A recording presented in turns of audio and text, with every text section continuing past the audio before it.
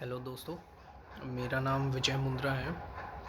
मैं जयपुर में रहता हूँ। मैं यहाँ पे आया हूँ अपना कोविड का एक्सपीरियंस शेयर करने के लिए।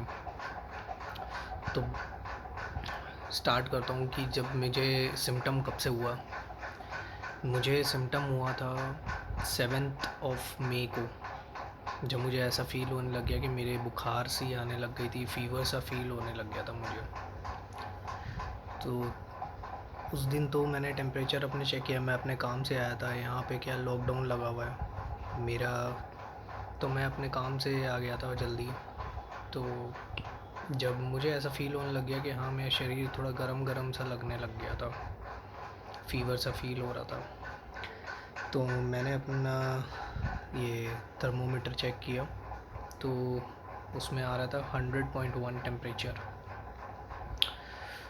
तो मैंने अपने फादर को बताया कि मेरे ऐसे टेम्परेचर आ गया है, शायद हो सकता है मुझे बुखार के साथ साथ मेरे को ऐसा फ़ील हो रहा है कि हाँ, हो सकता है कोरोना नहीं हो जाए। तो मेरे फादर ने बोला कि नहीं, ऐसा तो नहीं होगा, क्योंकि बाकी सिम्टम्स नहीं है तुम्हें, केवल फ़ीवर है, हो सकता है थकावट हो, इस कारण से भी हो जाता है, और गर्मी भी है इस कारण से भी हो जाती है। तो मैंने खाना वाना खाया, और खाना खाते ही फिर मैं पैरासीटामॉल लेके सो गया। तो शाम तक मेरी बुखार ऑलमोस्ट चली गई थी, मुझे फ़ीवर सा फ़ील नहीं हो रहा था। फिर बट अंदर से पता नहीं, अचानक से वैसे ही थोड़ी गर्मी सी लग रही थी, ऐसा लग रहा था कि हाँ भाई, गर्म सा लग रहा है शरीर। फ़ीवर नहीं है, कुछ नहीं है, ना कोई सिम्टम्स वगैरह मुझे फ़ील हो रहा है, ना मुझे कोई खांसी थी, ना ज़ुकाम वगैरह कुछ भी नहीं। स्मेल वगैरह की भी कुछ भी वो शिकायत नहीं थी मुझे, लेकिन फिर भी मुझे ऐसा फ़ील हो रहा था कि हाँ, मेरे शायद शरीर गर्म लग रहा है। तो मैंने अपने फादर को बोला ये कि ऐसी ऐसी बात है। तो उन्होंने बोला हो सकता है थकावट के कारण हो सकती है, अदरवाइज़ ऐसा तो कुछ नहीं है, क्योंकि सिम्टम्स हैं नहीं मुझे। तो एक दिन निकल गया, नेक्स्ट डे भी मुझे ऐसे शरीर में एकदम वीकनेस सी फील होने लग गई थी। तब फिर मैंने अपने फादर को बोला कि मुझे ऐसे वीकनेस लग रही है, तो हो सकता है शायद कोरोना का मुझे एक बार टेस्ट करवा लेना चाहिए। तो उन्होंने बोला ठीक है, एक काम करते हैं, सबसे पहले अपने फैमिली डॉक्टर से बात करते हैं। तो फैमिली डॉक्टर से बात की हमने, तो उन्होंने बोला कि हाँ, हो सकता है इन्हें कोरोना हो, क्योंकि बाकी सिम्टम्स वैसे तो नहीं लग रहा है, लेकिन वीकनेस आ रही है, फ़ीवर हो गया है। फ़ीवर वापस आया नहीं मुझे, लेकिन फिर भी ऐसा शरीर गर्म सा लग रहा था। तो उन्होंने मुझे फ़ोन पे ही मेडिसिन्स वगैरह लिख के भेज दी थी, बता दी कि ये मेडिसिन आप अभी स्टार्ट कर ही दो। तो मैं स्टार्ट तो कर दिया, लेकिन उसके बाद में मैंने सोचा कि नहीं, मैं एक बार टेस्ट करवा ही लेता हूँ। तो टेस्ट करवाया, टेस्ट करवाने के बाद में मेरा RT-PCR टेस्ट हुआ था सुबह 10 बजे। मैंने टेस्ट करवाया, दोपहर को 3 साढ़े 3 बजे मुझे रिपोर्ट मिल गई, और मेरे पास मेल आ गया डायग्नोस्टिक सेंटर से कि आप कोरोना पॉजिटिव है। और उसमें मेरा CT वैल्यू आया था 23-24।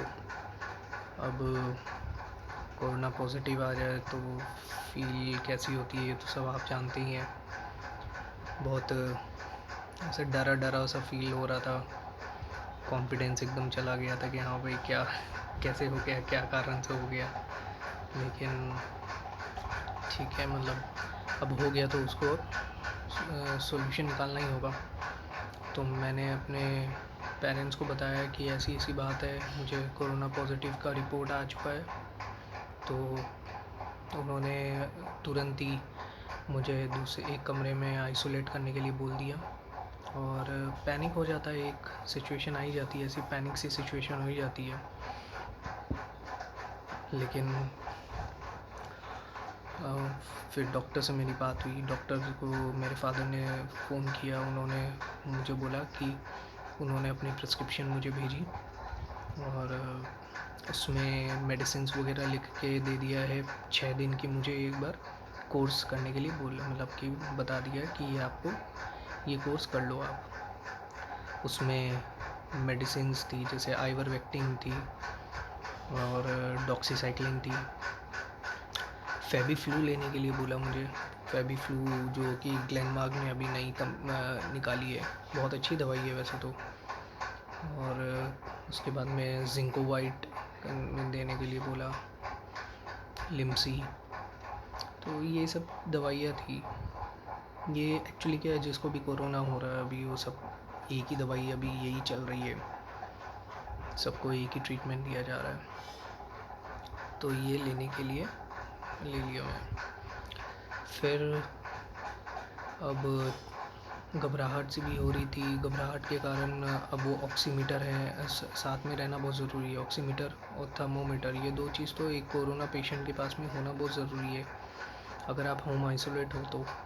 और अगर अदरवाइज़ अगर आप हॉस्पिटल में हैं तो वो तो ऑलरेडी चेक करते रहते हैं वहाँ पे, लेकिन अगर आप होम आइसोलेट हो तो आपके पास होना ज़रूरी है।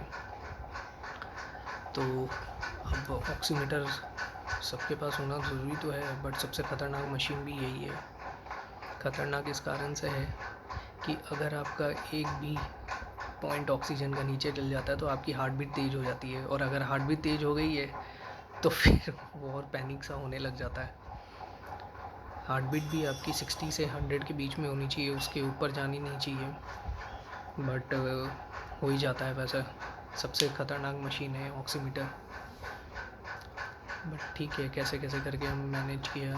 फर्स्ट डे मतलब जो रात थी वो तो बहुत अजीब तरीके से निकली, डर डर के निकली। बीच बीच में नींद खुल रही थी और टेंशन सी हो रही थी कि कोरोना हो गया ये। बट कोरोना अगर किसी को हुआ है तो मैं ये बोलना चाहता हूँ कि घबराओ मत। घबराने से वही बात है, हार्ट बीट तेज़ हो जाएगी आपकी, और कुछ फ़ायदा नहीं है घबरा से कोई फ़ायदा नहीं है, सच बताऊँ तो मैं।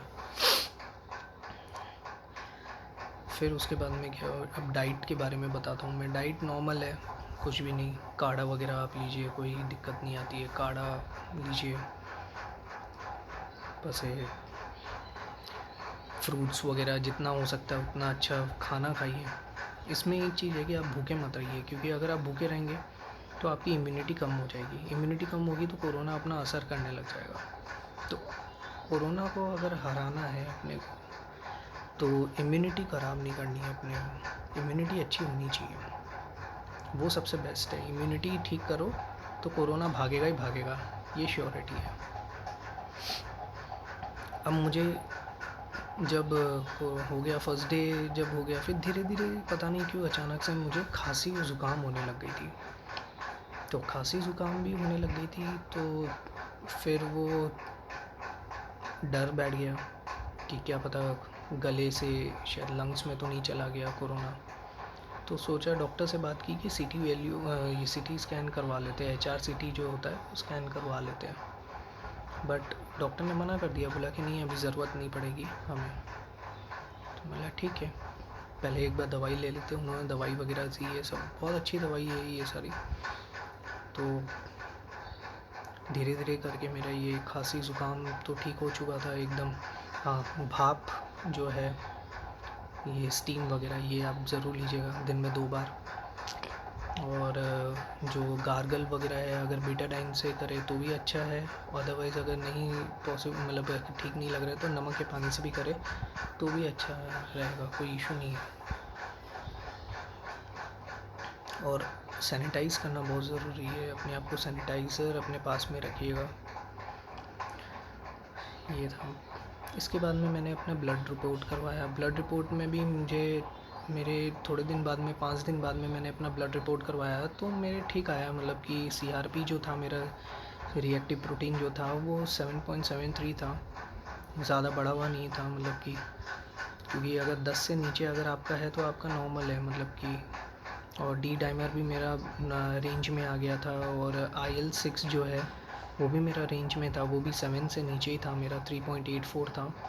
तो ये अगर आपका नॉर्मल है देन इट्स ओके। अगर IL-6 अगर आपका रेंज में है तो आपका ये कोरोना, एक तरीके से देखा जाए तो CT स्कैन करवाने की ज़रूरत नहीं पड़ती, क्योंकि अगर आपका फिर कोरोना जो है यहाँ पे नहीं गया है, मतलब लंग्स में नहीं गया है, बट फिर आप एक्सरसाइज करते रहिए। अनुलोम विलोम सबसे बेस्ट है ऑक्सीजन के लिए। अगर आपका ऑक्सीजन लेवल थोड़ा सा नीचे जा रहा है तो आप अनुलोम विलोम करिए, उससे फ़र्क आता है, बहुत अच्छा फ़र्क आता है।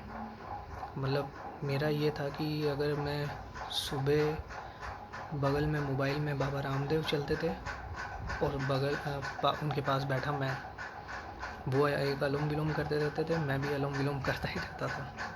तो ये रूटीन बन गया मेरा। तो घबराना नहीं है। ये कोरोना में अगर जो घबरा गया वो फिर डर गया तो ख़त्म, ये हो जाता है। तो घबराइए मत। हाँ, कोरोना अगर आपको हुआ है, डट के सामना करो आप। Thank you.